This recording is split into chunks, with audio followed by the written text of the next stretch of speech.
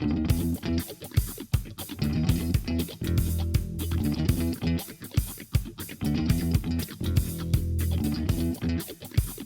to the Fraudcast podcast, the podcast where we take a deep dive into the world of insurance fraud, how to spot it, how to prove it, and ultimately how to prevent it. My name's Scott Clayton and I head up our claims investigation unit.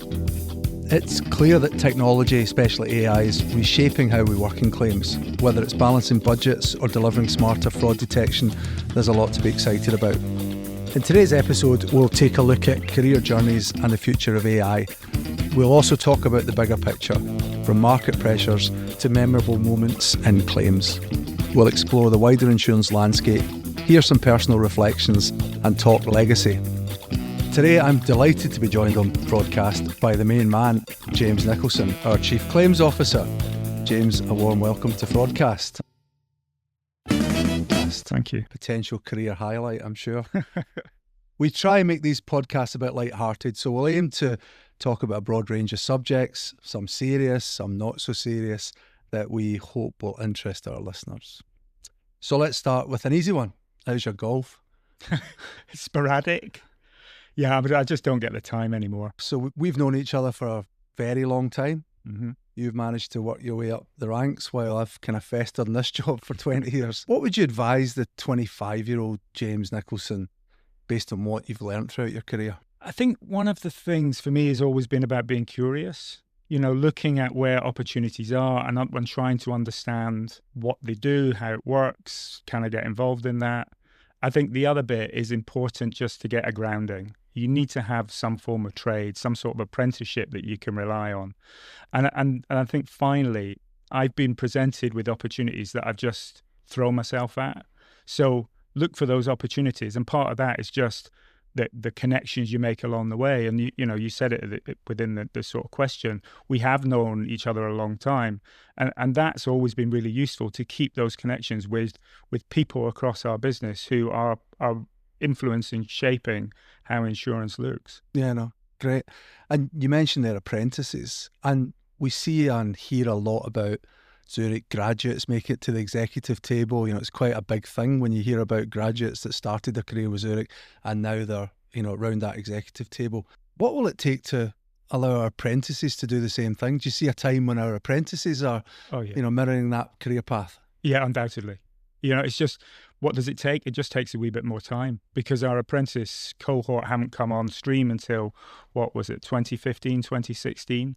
So it's just a matter of time before we'll see apprentices around our table, around the exec table.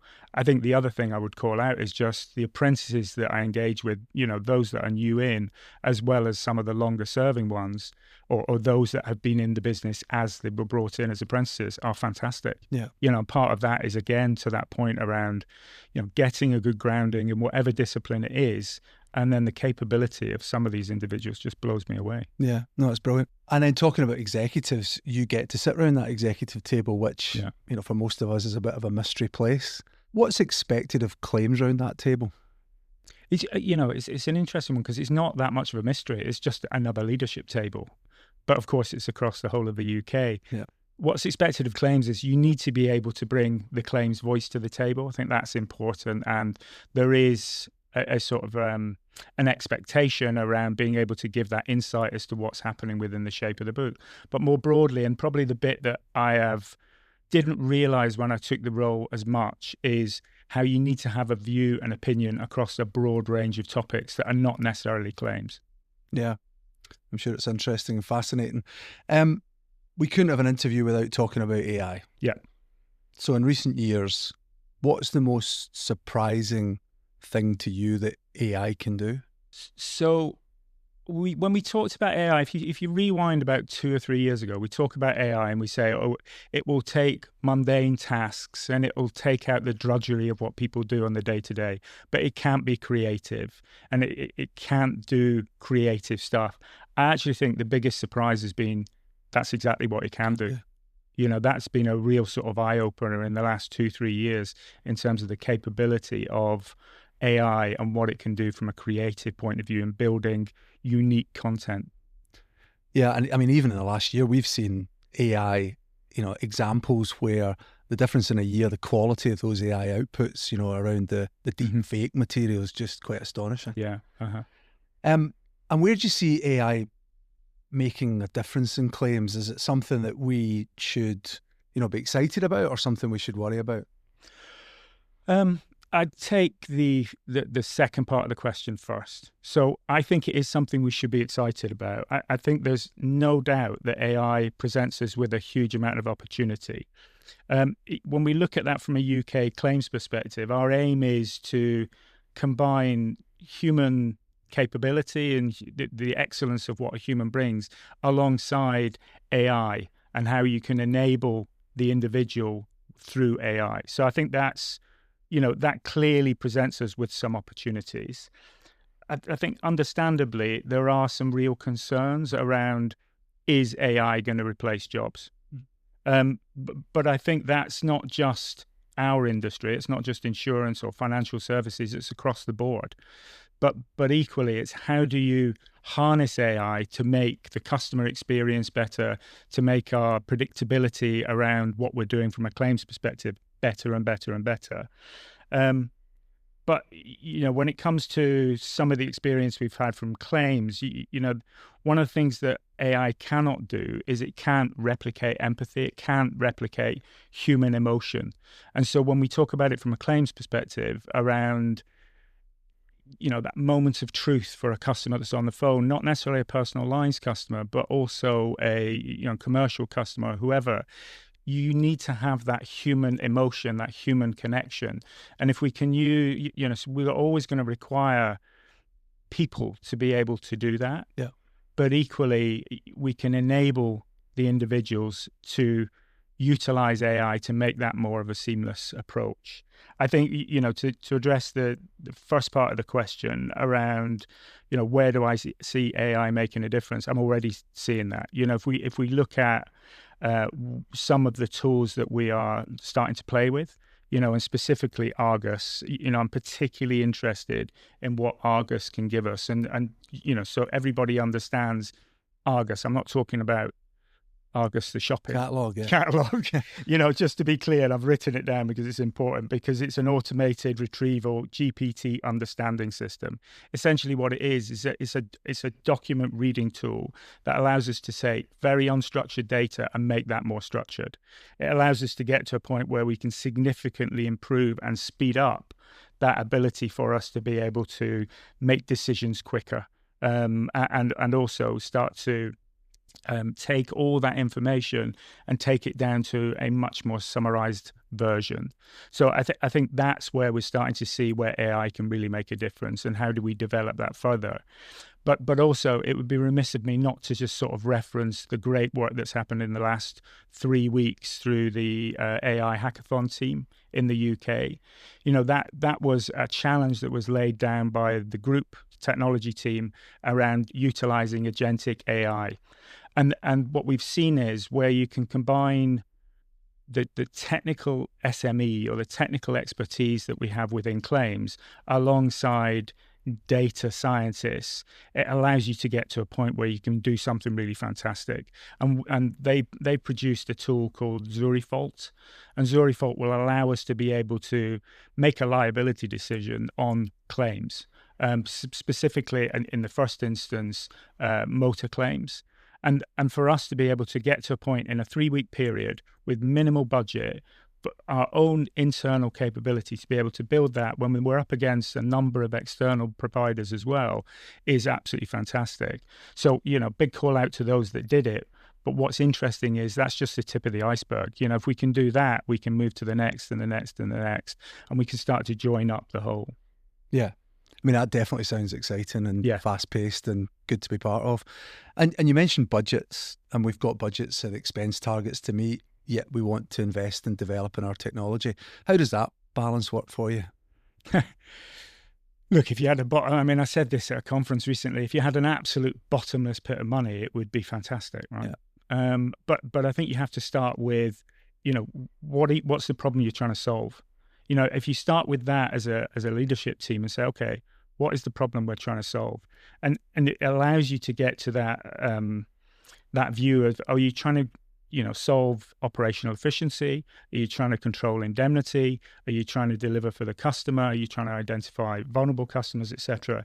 If there isn't a clear rationale for what the problem is that you're trying to solve, then we need to be able to just can it.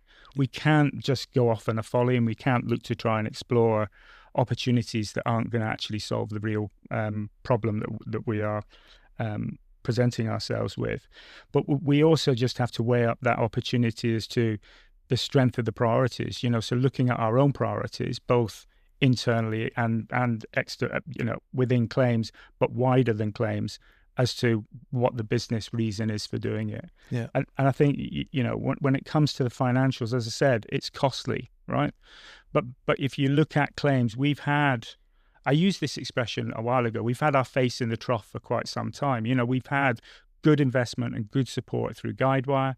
We've had good investment, good support through Quantexa. I think they are good examples where we're getting the support. But importantly, we just need to ensure that for every pound that we spend, we're getting something back in return. And there's clear evidence when you look at Quantexa in particular that that's where you see that return of investment. So we just have to pick where we place our chips. Yeah. And that's for me, what's important in terms of how you then look at how you present your budgets. Yeah. And I guess if you're successful and you can demonstrate that return, then it kind of earns you the right completely to then look at further investment. Yeah, completely. And right, so you mentioned Quantexa, so we've got to talk about it. Yeah. A project that ran on time, pretty much on budget, and is delivering strongly. So I'd like you to note that for end of year appraisal time. David's. Well, that's a fair point, yeah. So how do you see Quantexa potentially improving parts of our business? First and foremost, I would like to, flippantly say, David, the team that's done the work on Quantexa, I applaud what they've done. It's fantastic. You referenced it there around on time, on budget. It's a real differentiator for us to be able to do that, and it does give us the right to play, right? Yeah. But specific call out to David Clements, because the work that he did in terms of, and I mentioned it before about bringing that SME expertise is so important. So big call out, and I think, without going into the Quantexa tool and what it gives us from a claims perspective, because you and David both had a similar version of this where you talked about what Quantexa will give, and that was so eloquently done. I think one of the bits that I'm really interested in now is what Quantexa can do outside of claims. And there is, because there's been several presentations to EXCO and other leadership teams across the UK, and everyone's been really, really wowed by it. Where I see it really taking shape is in underwriting and risk engineering. Underwriting, that ability for us to be able to take lots of data sources internally and externally and be able to connect that up to give us an outcome from an underwriting perspective as to whether we want to bind, whether we don't want to bind. Absolutely fantastic. Yeah. So there's clear value and evidence as to why you would look to introduce Quantexa into underwriting. I think from a risk engineering point of view, that ability for us to be able to, again, take different data sources, different understandings of risk, etc., connect all that into the Quantexa system, and it'll allow us to get a much more clear view as to what our appetite to risk is, pricing, etc., etc. So for me, the fact that we have introduced Quantexa is fantastic to our business, but the capability of Quantexa is so much wider than just claims. Yeah, no, I totally agree. And I mean, there's a sense of pride as well, isn't it, when you're launching something that's the first in the UK, the first insurer to launch Quantexa. There's a sense of pride and achievement that we've done that, and now how do we kick on and demonstrate its true worth? Thanks for that. Let's look a little bit about the landscape. We hear a lot about the soft market at the moment, challenging times. What's the role of claims when the market's under that type of pressure? Yeah, I mean, it's such a good question, timely question at none, because make no bones about it, there is a very soft market, particularly in the commercial space, and we're seeing that play through into retail. How does claims play a part? I mean, there's the obvious around, you need claims to be able to control indemnity. We need to be able to identify leakage. We need to be able to, have a very robust fraud strategy in place to protect our bottom line. So there's the obvious around that. But more broadly, I think it's about how do you build reputation and brand. That will be the key differentiator as to why customers would look to bind. If we have a really strong proposition from a claims perspective, not just in terms of how we deliver on claims, but how we deliver through our claims relationship team, how do we deliver through our fraud strategy and protect customer money, because we have an awful lot of that, as you know. I think that's the differentiator, and what we need to do, and I do feel this is one of our priorities over the next short period, I would almost say before year end, we need to start to be able to articulate what our proposition is much more strongly than we're currently doing. And that's not just on my shoulders to do that around the exco. It's incumbent on all of the claims team to be able to talk to the stuff that is what sometimes we're not very good at, sort of shouting from the rooftops about what we do, because we think, well, that's just a day job. I think they're the opportunities where we do it, and we do it so well that we should start to talk about it a lot more and allow others to talk on our behalf about it. Yeah, really interesting. And so we've talked a lot about technology, change, future of claims, and at Zurich we're working towards Make Tomorrow Today. And that's about being bold, forward-thinking, not waiting for change to happen. If you had a magic wand or the unlimited budget that you referred to earlier, what's the one thing you'd like to change at Zurich to make tomorrow today? I think the thing we have to change now is we need to collaborate better. I think we see the value, and I've even talked about two examples in what we've gone through today. Quantex is a really good example of that, where we bring in SME, from a claims point of view, and where we bring in that capability from an ops point of view, and when we bring in that external capability. So collaboration for me is a really strong part of us being able to make tomorrow today, and we only do that successfully if we work as a collective business as opposed to in silo. Yeah, no, great. And you're firmly ensconced in your role of Chief Claims Officer, and I'm sure you're enjoying every minute of it. When you look back at your time, so obviously, 10 years' time, and you look back at your time in Chief Claims Officer, well, you might still be doing it at that point. What would you like your legacy to be, James? What do you want people to remember what James did in charge? Well, that's quite deep. Legacy is such a strong word, but I do feel that it's important for the leadership and culture that exists now to outlive my tenure. So I think part of what I hold really dear is how do we bring in and how do we mold and how do we mentor future leaders within our organization that understand what our culture is as a business, which is hugely important, but also how do we sort of ensure that has longevity and goes on so that we don't completely destabilize the broader the broader function that does so well. Brilliant. Sounds as if we're in safe hands. James, thank you so much. It's been fascinating. It's been great that you've been so open and honest with us today, and for joining us on Fraudcast. It's been a real pleasure. Thanks everyone who's taken the time to listen to this. If you've enjoyed this episode and want to hear more, please follow our dedicated Fraudcast page on Viva Engage or visit SharePoint. As they say, like and subscribe. Thanks, James. Thank you for having me.